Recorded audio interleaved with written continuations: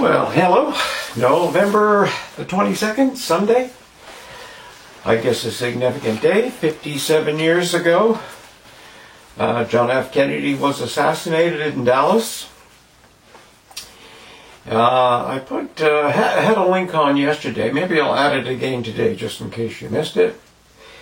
Some interesting pointers about that whole thing.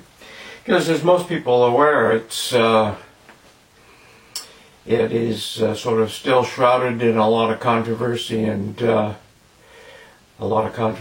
sort of misinformation. And of course, that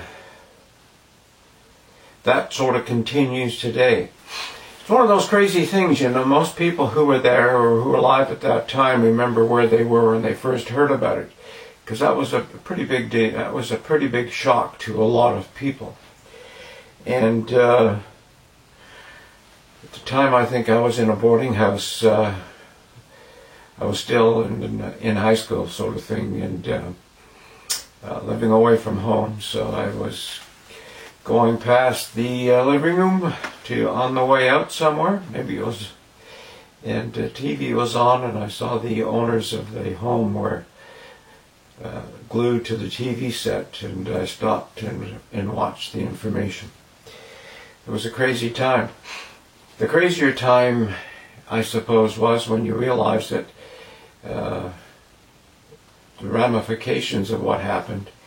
Then when they started to piece, and you started to piece things together and where it looked like it came from, when their own people had sort of destroyed the president, it was sort of shocking. And I guess that's where at first, you first really started questioning what the hell was going on. What people were telling you was not totally true.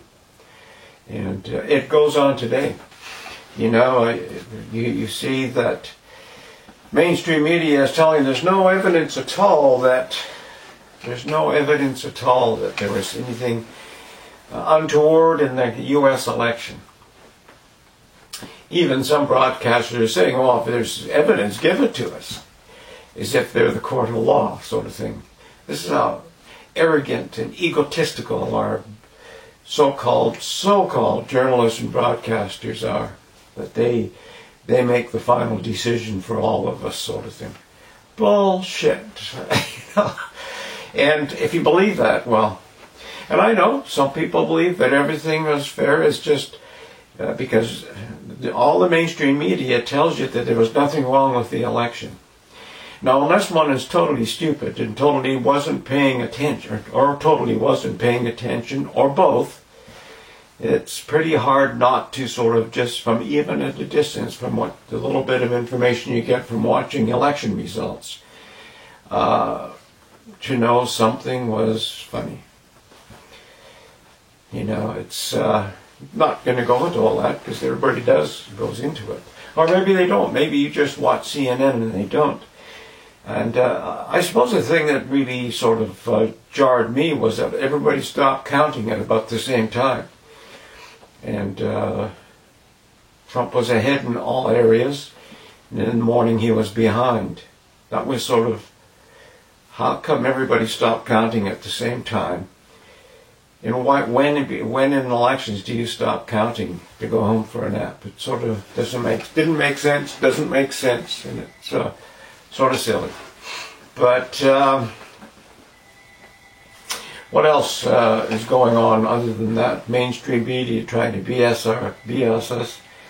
I suppose the thing too is we have a link. I'll put a link on the stupidity of masks. I think you'll find that intriguing. We'll have Paul J. Watson on. He's talking about they think we're stupid. And of course maybe they're right because some of us are stupid. If you watch that CNN clip where they had frozen the bottom row in the election, going back to the election, where Trump had X number of votes and Biden had X number of votes. And then they swung over, and as they swung over, they were sort of focusing in on the fellow. But if you froze those two frames, you could see the numbers on the bottom and then the numbers they flashed on top. Well, Trump's votes went down and Biden's went up by exactly the same amount. And you say, well, how could that happen? I mean, this is an actual count of votes they're showing. So you said, well, how did they maneuver that? They switched votes. I guess if you weren't watching that, you didn't see it. But it's interesting. We're more bamboozled and tricked than we think we are. And there's also a link to a pocket full of fiat, and that one's interesting as well. Interesting because I wrote it, sort of thing. But it's I could recite it, but writing is one thing and reciting is another. It takes don't usually do that. But you can go read it yourself, see what you think.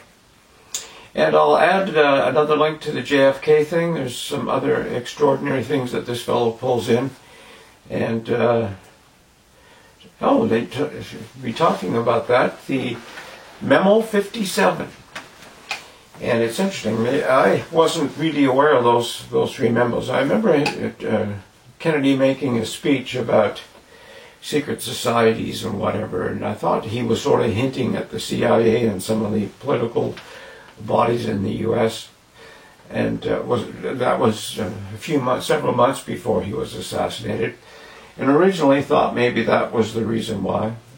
And I suppose when you look at Memo 57, trying to take away the powers from the CIA and give it back to the generals, Joint Chiefs of Staff. And at that time, it was already on the books. He just didn't activate it. He had activated 55 and 56. 57 wasn't activated, and apparently because the generals didn't want to get into a dogfight with the goofy CIA. I got to remember back at that time, George Bush Sr. was in the CIA. He was in Dallas when Kennedy was shot. It's interesting. I think the same thing happened to Robert Kennedy when he was assassinated on the West Coast. And I think that tailed over to John Jr. He had called his magazine George for a reason. George W. Bush, magazine George. And rumor has it that he was getting ready to release more details of his father's assassination when his plane went down. And rumor has it that George Bush Jr. was in that vicinity where the plane went down, just to make sure everything went okay. It's sort of, again, you call that a conspiracy theory, whatever you want to call it. That's the rumor I hear. So the Bushes are connected with those assassinations in a sense, or coincidentally we're in the same place at the same time. It's interesting. Totally interesting. But with this Memo 57, it was never activated until a couple days ago.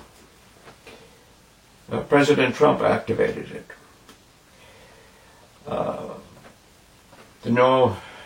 His new military appointees, and especially General Tata, agreed to take this on and take the powers away from the CIA and put them back with the Joint Chiefs of Staff. Not a lot of people talking about that yet. I guess we're all into the Wuhan waltz, the lockdowns, all the stupidity that's going on, and the election fraud, or as the mainstream media says, no fraud. I see they're also saying that there's no such thing as a reset. Go figure. I think Paul J. Watson talks about that.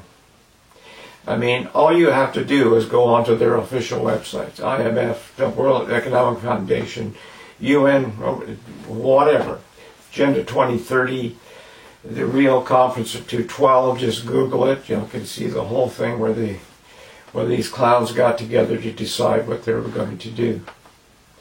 And a pocket full of fiat sort of reflects that as well. But anyway, that's all for today. Get some links on, and we'll chat with you tomorrow. Take care. Bye for now.